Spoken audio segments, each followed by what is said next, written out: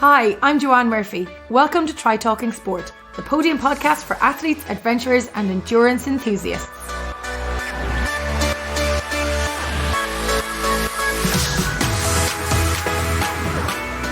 Welcome to episode 10 of Try Talking Sport.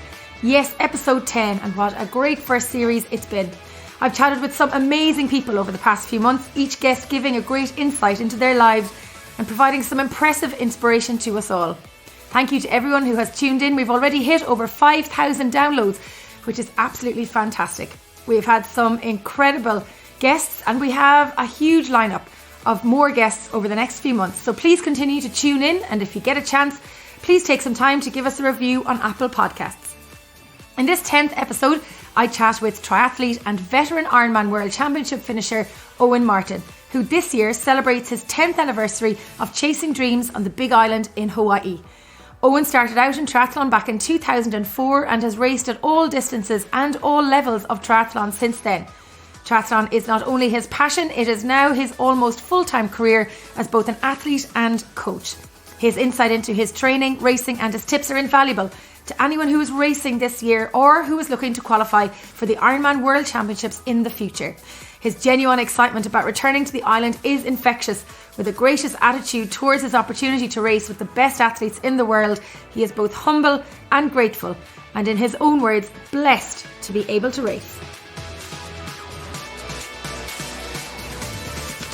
Owen Martin, welcome to the show. I can't believe we're recording this in a car park. You might tell people where we are and what we're doing. Thank you, Joanne, and welcome to the back of my van. Now, that sounds really funny and sinister, but it's actually the back of the van, the studio van.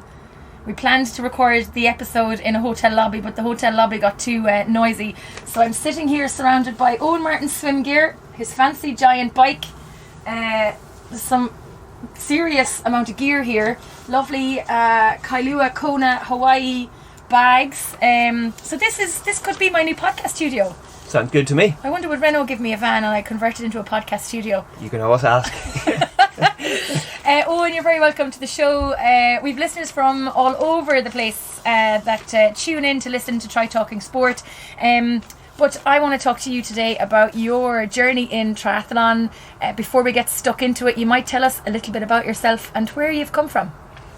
Well, in terms of triathlon, my first with triathlon was in 2004, Joanne. It was a sprint triathlon, Kamla, from my recollection. And ever from that, it was hook, line and sinker. I enjoyed the elements of the swim, the bike and the run. It was most certainly a different challenge to me then. I hadn't swam from primary school. I didn't own a bike, and I didn't even own a pair of proper running shoes. So what happened? How did you even get into the triathlon in the very first instance? Very strange what happened. I was doing a bit of running at the time, more so to keep the beer belly off me than anything else. And I was down to do a relay for the Belfast Marathon in 2004.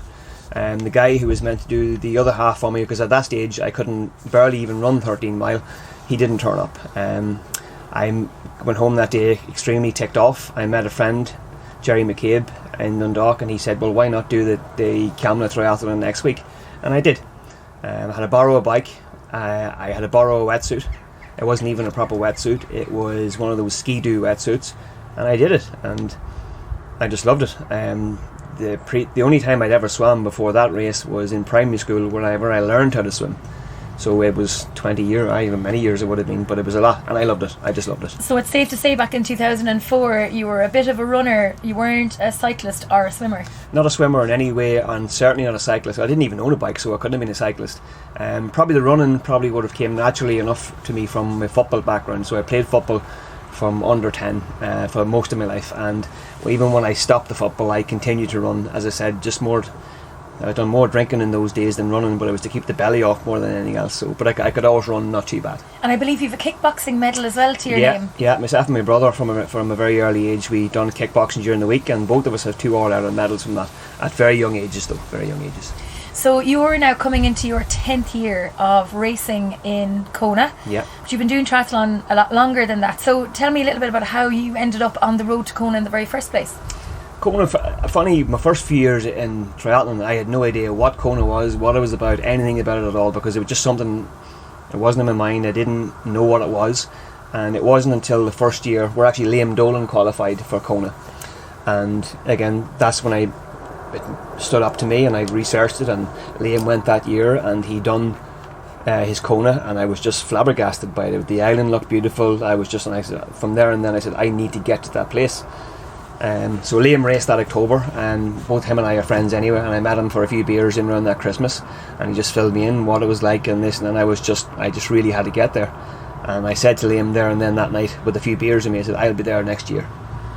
So this is a year after, this is like in the few months after you'd raced your very first triathlon? No. Oh right, okay, no, this so, later than that. Yeah, so my first triathlon was in 2005, and I think Okay. the first year I qualified for Kona was in 2009. Okay, God, So I was wondering. So I probably had 3 or 4 Ironmans done. Maybe my 4th one was my qualifier, I forget, but Okay. or 4th or 5th or something like that. But when I met Liam that evening and he told me the stories and everything, then I knew what Kona was, and I just needed to get there, and went down all avenues, and I said to Liam that night, as you just said, I'll be there next year, and I was there next year.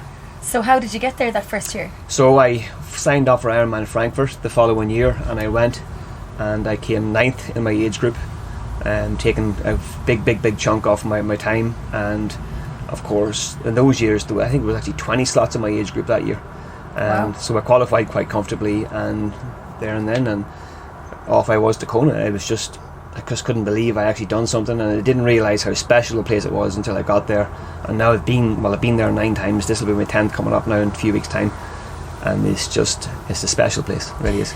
For people who are listening who maybe never have been to Kona or might not ever get there, describe to us what it's like being on the island, stepping off the plane, or maybe talk about the plane journey first, because it's not entirely the most pleasant flight from San Fran or LA across to Kona. It's not. It's on the first 3 years I went, the route I took was it was actually almost as hard as the race. It was Dublin, London, LA, Kona in one shot, and it was just so hard on my body. It's the shortest route though, I think, isn't it? About 25 or 27 hours. It's just ridiculous. Yeah. It's extremely hard on my body. And then I think on my 3rd or 4th year going, we missed the flight due to a flight delay, and the airline put us up in a hotel in Los Angeles, and I got a full night's sleep, and I was grumpy about it, but the next morning I woke up fresh, and we flew on to Kona that morning, and I said to Ashley, my wife, if I am lucky to ever requalify, this is what I'm going to do from now on. I'll just stay overnight in LA.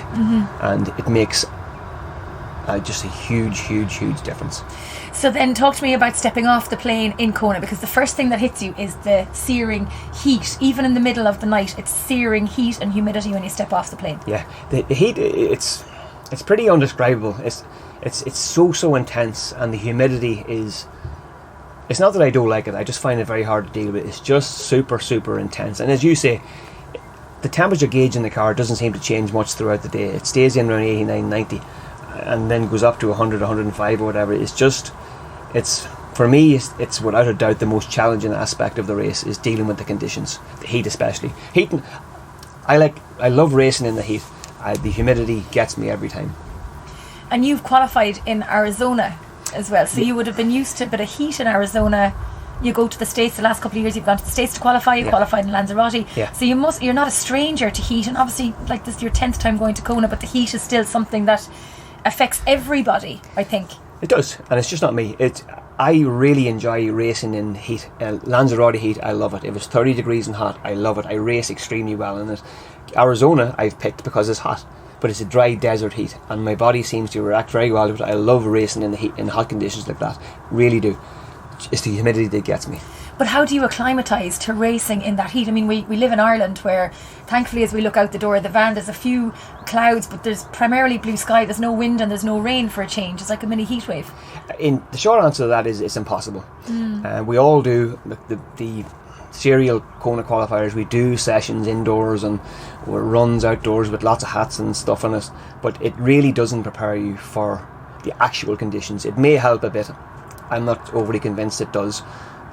It's not until you get there that you realise, God, it's a different ball game altogether. And it's the main reason why I've tried my very best is not 2 to 3 years to get to the island as early as possible, because the first few years I was there 9-10 days before the race, and even though I raced pretty well, I was suffering very bad with the conditions. And obviously with the jet lag on top of that as well, and the tiredness, it doesn't help when you're trying to acclimatise. Yeah, the jet lag doesn't help, but for me, it was my feet just swelled up so badly, my arms, my hands and everything. So it just took so long for...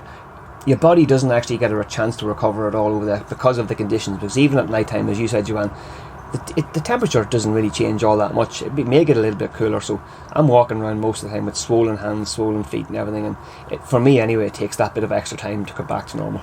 So for this year, when are you going to Kona? Because we're 5 weeks out from it now. I know the show is coming out closer, it'll be live closer to the date of Kona itself, but we're 5 weeks out now? It was 5 weeks past, sorry. Okay. Yeah. So I leave here on the 24th of September, and then I'm doing my normal route, Dublin, LA, and then I overnight in LA, and then on to Kona. So I arrive in Kona September 25th. So that gives you a good 2 weeks nearly, isn't it? More, yeah. It's going to be 16, 17 days before the race. Yeah. And it's certainly a different island then, because I arrived there at the same time last year, and it's a really quiet place. And is it? It is. It really is.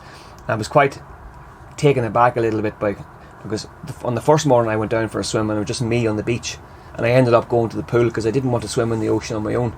Really, really quiet. But as you know, it changes very quickly. It does. It's like a big bus just arrives every single day, or 2 or 3 buses arrive in on particular days, and the place just becomes it's great. Lycra Central. No, it's great. It's great, and I think for me that's one of the attractions. Being surrounded by people who are very, very like-minded. Competition is there. Everybody feels special because if you've qualified to get there, you realise how hard it is. And for me, it's an extreme honour to be there. So not really much pressure, and I like it. It's nice. So 10 years going back to the island. Will you continue after this year, do you think?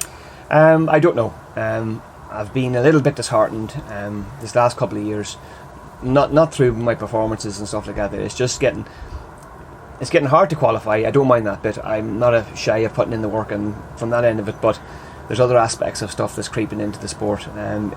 It's really, the bike course especially, this last 2 to 3 years has been severely overcrowded. And for me, that is a strong enough biker. It's not really suiting me because there's just huge packs forming. I know they've changed the starting waves for this year to try and mitigate against. I really hope that helps. I'm a bit ticked off. It takes away the special atmosphere of the mass start, because even though I'm not the mass starts are really intimidating, but I find that really good to get your blood, to get the adrenaline up.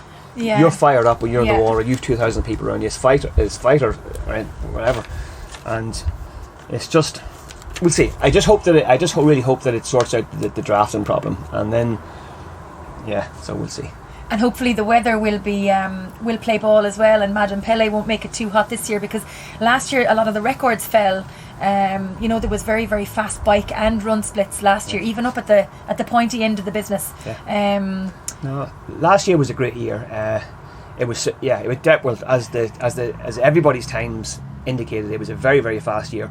But at that, still tough though. It's still extreme. The heat was still there. There was most certainly was still wind. It just was not that vicious wind that is there normally. But at that, I hope it's windy this year, and I hope it's hot, because at the end of the day, because it was not that windy last year, the weaker bikers were able to hang on and draft. Okay. I want it to be windy. Okay, you want to put the hammer down and work hard and get there. And in terms of fueling and nutrition, Owen, because obviously race day is one aspect, so this is a double barrel question really, because the first question is, how do you hydrate and fuel yourself in the days leading up to the race? I suppose you're there for 16 days, you're away from home, you don't have the food you're going to have at home, you're relying on maybe staying in an apartment, trying to cook the foods that are available to you on the island, but then also the fueling and the nutrition maybe in the 48 hours before the race and during the race as well, to combat the heat and the humidity. Yeah, in terms of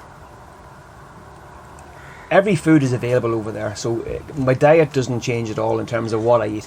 What do you eat? I eat a lot of fish, I eat a lot of rice, a lot of sweet potato, normal foods. I find it actually necessary to have at least one steak, normally on a Saturday night, and mostly chicken, but the majority of my diet would probably be salmon. Quite a boring diet, but it works for me. So all that stuff you can get out there. and it's not a problem. And the restaurants are actually quite expensive out there, so it works out a much more sensible option to cook indoors. So Ashton, she does most of the cooking indoors, and it's great. In terms of nutrition, again, if you're going out there, you already have had to qualify to get there, so you're at a reasonable standard, and your nutrition should be nearly dialed in anyway. But your nutrition that works in Ireland or the UK or Germany's or wherever you may have qualified most likely will not work in Kona, because from personal experience, your body is under so much pressure even when you're not racing. It's difficult for your body to not consume, but to use all the calories that you're used to putting in. So I've actually dialed back on the calorie end of things, because I'm putting in all the calories and none of them were being used. A big part of my own training is using fat for fuel, so I'm a pretty fat adapted athlete, so I am. Okay. So for listeners who don't understand what a fat adapted athlete is, what is that? I do most of my training in the early season, January, February, March. Get up in the morning time as if it's 2, 3, 4 hour bike, and just a couple of coffees and out the door, and I ride at a really, really low heart rate. And as I get fitter and I drop a little bit of weight and stuff, like faster and faster. And now I've got a few tests done recently, and my body is very efficient at using fat for fuel, but you have to teach your body to be efficient at using fat for fuel, and it takes a lot of practice, a lot of trial and error, but yeah, it's if you're a very well fat adapted athlete, you'll do well in Ironman. Okay. In terms of your own training then, Owen, because obviously you have the studio that's open, is it 2 years now? Yeah, yes. So you were, I suppose, training as well as you're training your own athletes and your own gang up at the studio, but then you're trying to get your own training done at the same time as well. Do they complement each other? Yeah. So this year in October will be our second year with Fun 2 Cycling Studio being open, and it definitely has complemented my training. There's no doubt about it. If I feel great going to work every day, putting cycling out. You're like a professional athlete. Yeah, I love it. It's great, and I get to teach, which I love as well. I get to help other athletes who may not be as experienced as me. I like that end of it. I really, really do. So yeah, it's from the cycle studio has without a doubt helped me in my own performances, and also helped me do what I enjoy in teaching and coaching. And when you're training, are you going off watts or heart rate or a bit of both? Mostly, 100% in the off season. My off season, for example, this last few years has been, I've raced Arizona, a week or so off, and then back at very unstructured training. So from say January to April or so, heart rate based, just to get the fitness back, get that aerobic capacity back up. And then at the moment, it's a lot of power. As the fitter you get, your heart rate is probably not the ideal metric to use. Power is is a lot more immediate feedback type thing. So what sort of watts would you be pushing out in training, and then what sort of watts would you be pushing out in Kona on the bike course? It depends. It depends. If it's a hard session, obviously you're pushing big watts, but hopefully in Kona, if I can average in around 250, 255 watts, it should lead me to be able to run okay. But wattage is, from my weight, 255 is. So what weight are you? Will you be in Kona? What weight will you be? I'll probably leave here in around 68.5, 69 kilos or so. So in terms of watts per kilo, I would like to try and hold around 3.5 watts per kilo for the bike. Okay. And hopefully that leads me into a good run. And in terms of coming off the bike then, Owen, and running, you do that kind of loop where you go all the way out and then you come all the way back in again. Yeah. It's not an easy run course either. I mean, there's nothing easy about Kona. No, there's zero flat in Kona. Yeah. Zero, because even the swim is kind of wavy. I know it's not horrendously wavy, but it is bouncy, I suppose is the word to use for the water. It's swelly. It's swelly, yeah, that's the word. There's never no waves that you have to fight. But if you probably notice yourself, if you look over by the hotel, there's all huge Hawaii 5-0 waves coming in. So those waves are created by lots of swell. And there's actually been a few years during the swim now the swell has been that bad where I've actually felt quite sick during the whole swim because of the movement of the sea. So the swim is difficult, and plus as well, it's a non-wetsuit swim. So for those, it doesn't really bother me. I don't classify myself as a swimmer, but it doesn't freak me out either. Okay. So somebody who qualified this year for the very first time, who's facing into a non-wetsuit swim, what sort of activity should they be doing now to get ready for Kona? at the end of the day, a non-wetsuit swim is the same as swimming in a swimming pool. Yeah. So people freak themselves out because, oh my God, it's a non-wetsuit swim. But people swim 2, 3, 4, whatever distance they do in the pool. They swim year-round non-wetsuit. And then because somebody tells them that they're going to get in and swim in the sea with non-wetsuit, it freaks them out. It shouldn't freak them out. But is it not the thing of you're completely out of your depth? Yes, you've got other swimmers and paddleboarders and water safety around you, but you're completely out of your depth and you're not in something that has a little bit of buoyancy, that if you do have to stop, you can take a breather. Whereas when you don't have a wetsuit on, you actually can't really. You have to keep moving all the time. Yeah, I agree. And you can't see the bottom. I think that's what freaks people out the most. Well, in Hawaii you can see the bottom. Well, it's very clear. And if you see the turtle, then it's going to be a good day. In Hawaii you see the turtles, every type of fish, dolphins. There's zero issue with visibility in Hawaii. The only thing I don't like about Hawaii is that you do not have the opportunity to stop. The worst mistake that you can make in Hawaii is if you do get a little bit breathless or you need a bit of a break, is to stop swimming. You will go under. Yeah. No, it's take no prisoners. Maybe this year now, because they've removed the mass start, it might be a little bit easier. Yeah, because I actually know quite a couple of friends, and both of them actually raced pro for years. One of them finished 3rd overall in Kona, and he told me it was only 3 years ago. He's raced as an age grouper now, and he thought he was a goner. Yeah, because he stopped to take a breaststroke. But you've so many people coming behind you. Don't do it in Kona. Yeah.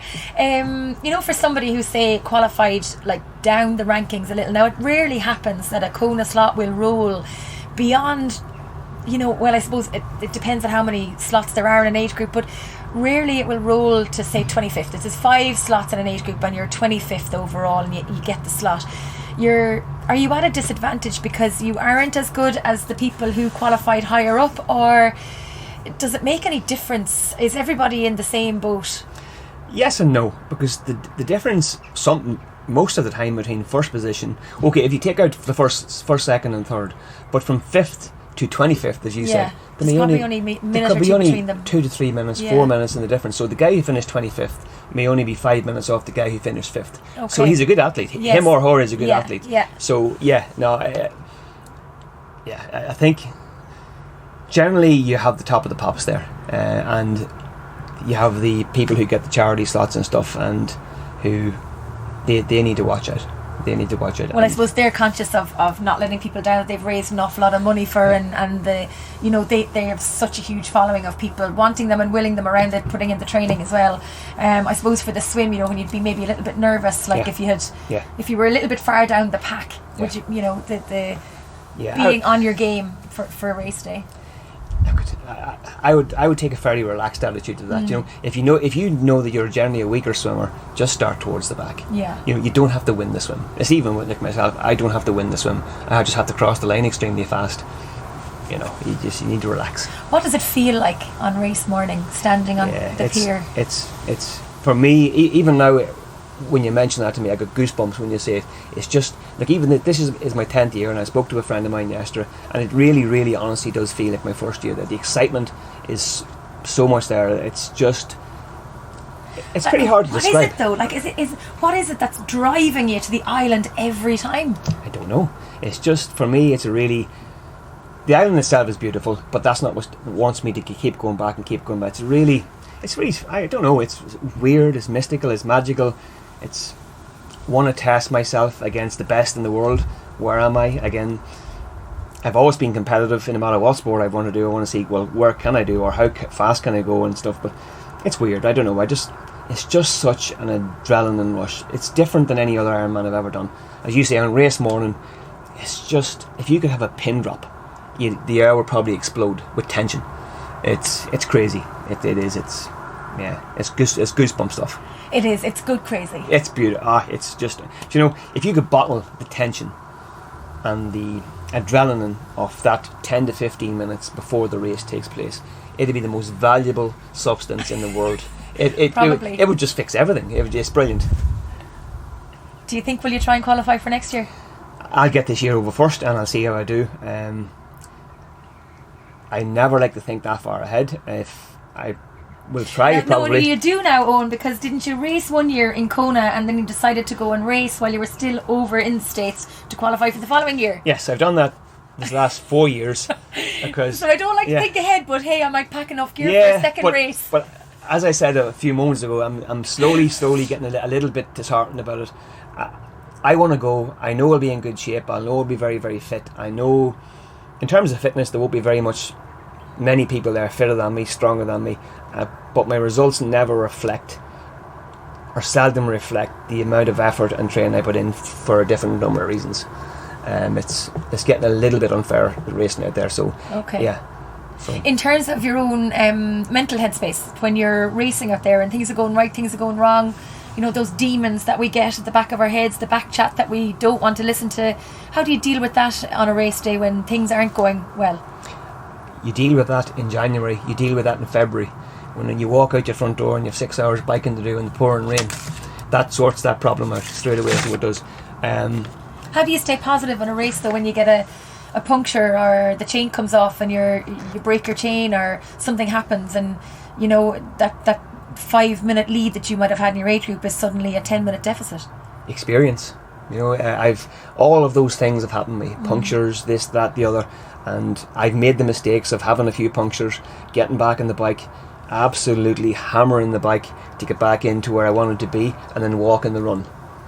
So if I make that's okay doing that once, but if you make that mistake twice, then you're not a very intelligent person. So there's not really much that hasn't happened to me in Kona. Been people crashing into me on the bike, gears not working on the bike. Everything has happened, and I've definitely learned. Number one, the most important thing to me is I feel so blessed and happy and honoured to be on the island and be racing. So from this last year and the year before, I have no pressure. So whatever is going to happen, I'm going to deal with it. As long as I can get knocked off and break a collarbone or something, it's going to get done. And speaking of breaking a collarbone, you're not shy of a few injuries over the past few years as well. No. So not last year, the year before, when I was trying to re-qualify for Kona, I got knocked off my bike in Arizona and broke my collarbone and some ribs and stuff. That didn't bother me at all, because that's racing, bike racing. I didn't have any negative thoughts, or it was just that, and I actually accepted that as a part of racing. I had no difficulty. What was still in my mind on that day in Arizona was the 5 weeks previous in Kona.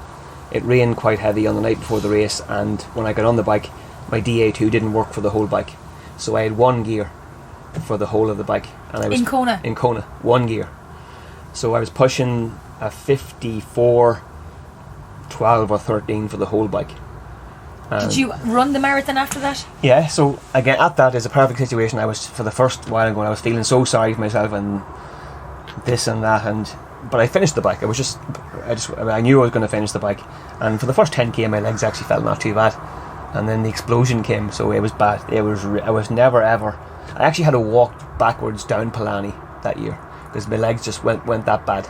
So Palani. Yeah, I do. So I was walking quite a lot at that stage, so the pain was so severe in both my legs and quads. The only way of getting down the hill was to walk backwards down it. And that flat bit, when you get to the bottom of it, I tried to jog again, and it was bad. But now looking back on that, it was a great experience. I didn't give in, I kept on going, and I crossed the finish line, very disheartened and disappointed the gears didn't work, but it's one of those from the memory bank. So in the future when it happens, I'll know, well, at least I know I'm going to keep on going. So have you switched bikes since then?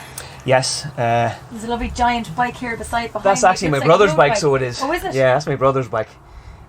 So I have switched bikes. But what are you riding now? Cervelo P5X. So I was lucky enough to get that last year before the race, and I love it.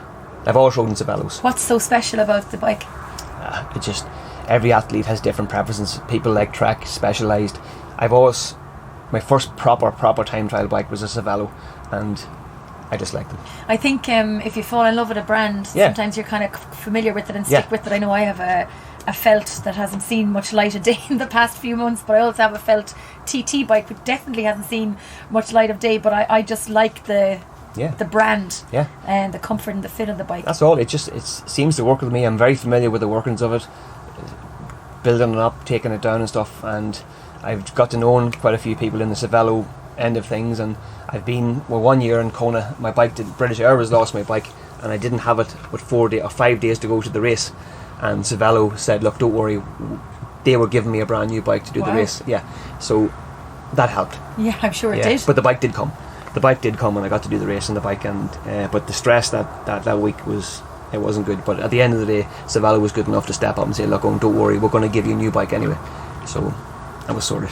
That was very generous. Yeah, it was. It was nice. So having the reassurance of that, they know I'm a good customer, and they weren't going to give me the bike. They're just going to loan me the bike for the day, and so still, it was fine. I was good with it. Yeah. So, Owen, you're a coach yourself, so you're coaching quite a number of people. But then you're also coached yourself, so you're not self-coached. No. How important is it for you to have a coach to make sure that you're at peak performance and that you're ready to rock? I think it's very important for any athlete to have someone on the outside looking in who you trust. I made the point to a very good friend of mine many years ago, who was and still is a very good athlete, who was getting coached by a guy who I knew was nowhere near his standard. And I asked him, well, why are you getting coached? And his reply was, well, Tiger Woods needs a coach. And that made perfect sense to me. So, and if you look at any of the top sportsmen in the world, they all need or are getting coached. It's just to have someone who has a different perspective on things. As athletes, we can be very tunnel visioned, and if you have somebody on the outside that can go, listen, Owen, hold on here, you're going too long, too hard, maybe we should ease things off and stuff. It's just having a second set of eyes and things to keep you on track. Because I think as athletes, if we're left to our own devices, which I see quite a few of self-coached athletes doing, they generally don't have a very long lifespan in triathlon. And are you a good, I'm not going to say are you a good coach, are you a good athlete for your coach? Do you do what you're told? Yes. Every time? Even though I do, I'm probably a coach's dream. That's the way I really am. Are you a nerd? No, I'm not. Lots of people ask me about this numbers, that numbers, and it's definitely not a thing I focus on myself. I focus on getting the work done, and when I know the boxes are green, the numbers will be looked after themselves. So as a power, and lots of people ask me what's your best time and stuff. It's something I rarely look at. So you don't look at the times, you just look at your performance? Yeah, overall position. Overall, okay. Because I suppose it's all relative, really, isn't it? It really is. Like, if this year, for example, if it is particularly windy in Kona, and when I've crossed the finish line at 10 hours or whatever it could be, I could win my age group at 10 hours. Who knows? Because it could be ridiculously windy on the bike, it could be ridiculously hot on the run, who knows? So going by time is not a very good thing to do. What's the highest ever finish you had in your age group in Kona? I think last year. Again, I haven't even looked yet. I think I was 17th or 18th overall.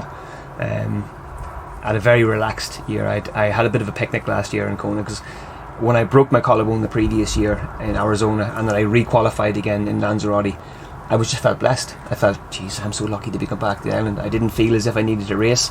And then when I found out my brother and his wife and family and my nephews and nieces were coming over, I felt great. And so I made that conscious decision. I'm just going to turn up.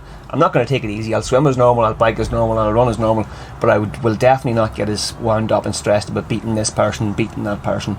And I had a fantastic day. The conditions helped. The swim was beautiful. I biked the bike, stuck to my numbers. On the run, as those who were there will tell you, I spent more time high-fiving people than I did anything else. It was good. It was just such a relaxed atmosphere. So I think in T2 I was having a cup of tea? Yeah, well, I walked T2 and I high-fived all the volunteers and I chatted to the people and it was just good. It was just good to be in there, not to be like the rest of the people in the tent who were in mad mode.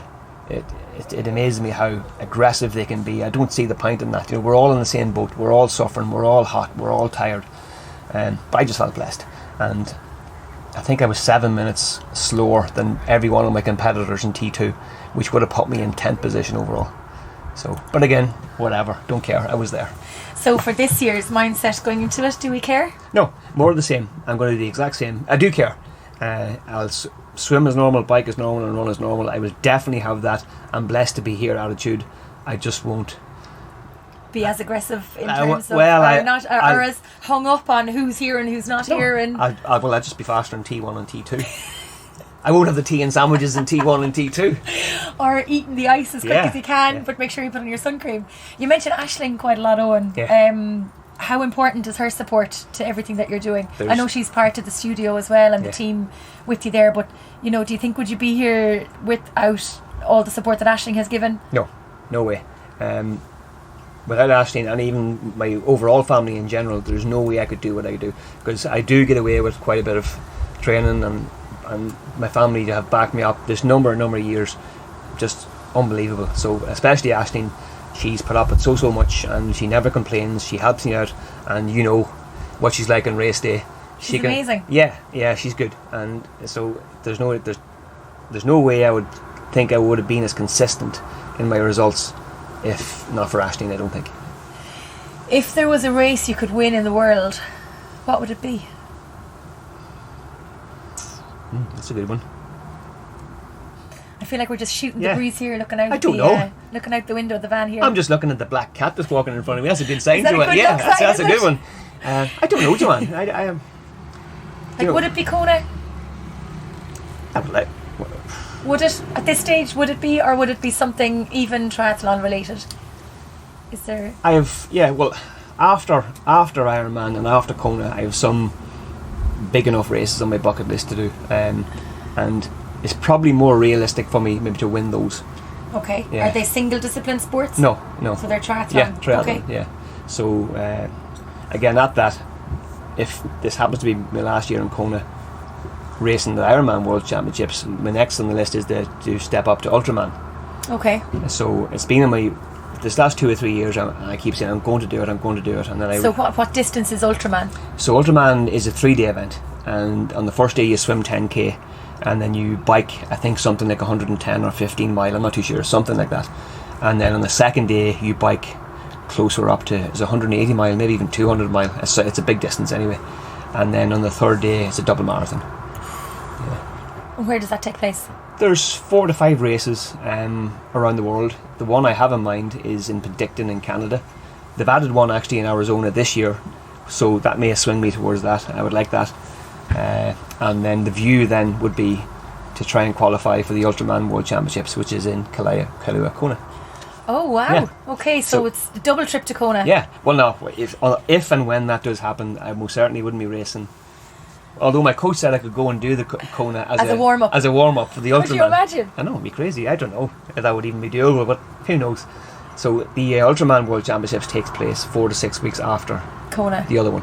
Yeah. Okay. Who knows? So perfect timing. Yeah. Aisling can just run things at home. Yeah. She can pop over for the long weekend, pop home, pop over again. You'd want to get shares in Aer Lingus or one of the airlines.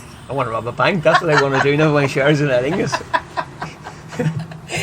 If you were to look back over your history in triathlon, is there anything you'd do differently? No. If you qualify for Kona 10 years in a row, I think you're doing things pretty well. So no, I think I've made mistakes. I've rectified them. I've always tried to better myself. No, there's certainly no way I have any regrets in my triathlon career. None whatsoever. In terms of the future for Owen Martin as an athlete, aside from the Ultraman stuff, do you ever see yourself going across to the single discipline sports, like going across to the likes of the ultra cycling, like Race Around Ireland or the Donegal Ultra, or any of those, like just focusing on one individual discipline and excelling in that area? And what would it be? What sport would it be? It's possible, because another one on my big bucket lists is to do the RAM, the Race Across America. Oh yeah. Not as a solo. I think that's, and maybe I'm saying not as a solo because I've never done that distance before. So my only typical really long distance is the Donegal 555. Yeah. Which I done 2 or 3 years ago, and I loved it. Yeah, it's a great race. I really loved it, and again, I didn't train for it. I continued with my Ironman training. I done 2 long bike rides and I racked up and I did it. And even to this day, probably one of my better achievements. I've never, no pain, no suffering. It's really hard to describe the tiredness that kicks in after 18 hours on a bike. It's hard. It's hard. Impossible to describe it. Yeah, it's a weird feeling, because I was having a chat with a guy the other day, and you often hear stories of the ultra distant athletes and falling asleep while you run, falling asleep while you bike. And I thought that was gibberish. But on that last 50k heading back into Letterkenny that day, I was having trouble seeing the road, and I was really afraid of falling asleep on the bike and hitting the curb and falling off for Kona, because I qualified for Kona, and thinking, if I fall off here, I was actually laughing to myself. I think I'm going to fall asleep on a bike, but I didn't. I don't know if you were following Joe Barr on his Race Across America amazing. This year, and we saw a video where the crew literally just spotted that he was about to fall asleep on the bike. They pulled over and they pulled him over and caught him. It's incredible to watch it. Yeah, Joe does some pretty. I've such admiration for Joe. He does some pretty amazing stuff. But for the race across America, I would love to do it as a 4-man team. It's expensive. It's very we looked expensive. at it for the Galway Babes, but it's you want to rob a bank to go to Kona. You'd want to rob 2 of them to go to. You would need some hefty sponsors on there to do that. But you never know, it might happen. I would like to do it as a 4-man team. I have 3 other athletes in mind who I would do it with, because you have to spend a week in the back of a van, as we know, Joanne. I'd recommend an RV for sure. You go. So we could get a sponsor on board, and my view would be to win it. I'm not going to just do it. My aim is to get 4 guys together and to go and win it as a 4-man team. What drives your passion for sport? What drives your passion for all of this? I just like feeling healthy. And like years ago, after I stopped playing football and I spent more time sitting in the pub, and I was 3 stone heavier than what I am now. And whenever I look back and generally how I was feeling in those days, it's a different person. It's a different person completely. So from I started sport semi-serious, I suppose I am serious about it, my life in general, in all aspects, has improved tenfold. Who's been the biggest influence on your life, or the biggest inspiration since you took up triathlon? I don't have any heroes. I don't want to be like this person. I do it for me. I do it for me. I do it for me, my family, how it makes me feel. It gives me a good life. Do you have to be selfish to be successful? Very, very, very, unfortunately, very, very selfish. And people, I'm relatively chatty, as you know, but I definitely like the loneliness of the long swims. I like the loneliness, even though I grump about them the whole time. I love the loneliness of the 5, the 6, the 7 hour bikes, the 3 hour runs. Do you train with anybody, or do you train on your own? No, I have no patience to train with anybody, because if you and I would have trained tomorrow morning and you were 2 minutes late, I wouldn't wait on you. I'd be gone. I just would not wait. That's fair enough. Yeah, and at that, it's very rare that you can get somebody who's at a similar standard to yourself. But do you not think that racing and training with a group of people would, if there was people that are better than you, if they were in your area, that they'd help you to come on? Or if you were racing with pure cyclists and pure runners, that if you were training with those guys, they'd actually bring on your performance a bit more? Maybe, but I think the most important aspect, or one of the most important aspects to be a good Ironman racer, is being good in your own head.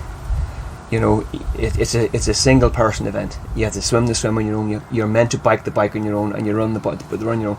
So what I find from people who I know who do race Ironman, who train in groups, I'm not against anybody doing it, but I just don't think it would work very well for me. And then they go to an Ironman day, and they're 5, they're 6, they're 7 hours, they're 8 hours into a race, and their head starts to get to them then, because they're just not used to being out there on their own. Whereas I'm very used to being out there on my own, and whenever the time gets tough, I've had to deal with it umpteen times this year, the bad weather, 5 hour bikes, 6 hour bikes, and I'm very comfortable in my own headspace, and you need to be comfortable in your own headspace to be good at Ironman. If you could pick one athlete in the world that you'd like to coach, who would that be? My wife. Do you not coach Aisling already? Well, next year maybe. Yeah, I guide her. Yeah. No, I don't. She'd kill you. You kill her. No, there'll be divorce. There definitely will be divorce. Yeah. I'd like to pick a footballer, a Premier League footballer, and turn him into a triathlete. Yeah, I think they're a bunch of softies. They would do, and show them what real hard training is like. Yeah. Well, I don't know. God, who would you pick though? Roy Keane. You took the words out of my mouth.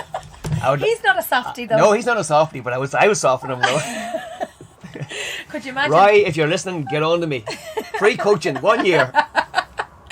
Could you imagine?